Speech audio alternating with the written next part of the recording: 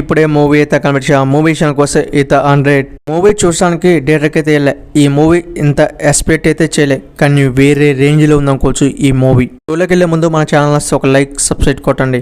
మంది దొంగలు ఇళ్లలో బంగారాన్ని దొంగలిస్తూ ఉంటారు. ఒక అమ్మాయి సూసైడ్ చేసుకొని అయితే చనిపోద్ది. ఇప్పుడే మన హీరో ఐపీఎస్ అయ్యే కేసుల్ని సాల్వ్ చేసిండా లేదా అనేదే ఈ మూవీ స్టోరీ. అన్ని మూవీస్ లాగానే సానే ఉంటదేమో అని అనుకున్నా. ప్రతి ఒక 5 నిమిషాలకి సస్పెన్స్ వేరే లెవెల్లో ఉంది. ఈ మూవీని అయితే ఫ్యామిలీతో 100% వాచింగ్ చేయొచ్చు. బ్యాడ్ లాంగ్ అయితే ఏం లేదు.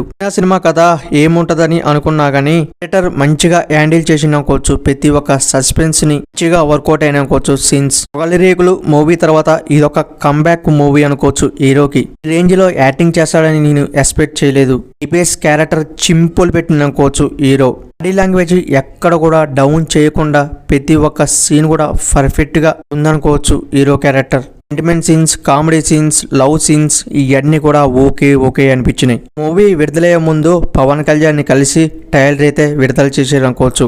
మూవీ అలాగనే పబ్లిక్ లోకి వెళ్ళిపోయి మంచి రికార్డ్స్ కొల్లగొడుతుంది అనుకోవచ్చు కలెక్షన్లలో. ఏం డౌట్ లేకుండా ఈ మూవీని అయితే స్టార్ట్ చేయండి. థియేటర్కి వెళ్ళి చూడండి. కొన్ని రోజులు అయితే ఓటీటీకి వస్తుంది. మన ఛానల్ ఒక లైక్ సబ్స్క్రైబ్ చేయండి ప్లీజ్. సపోర్ట్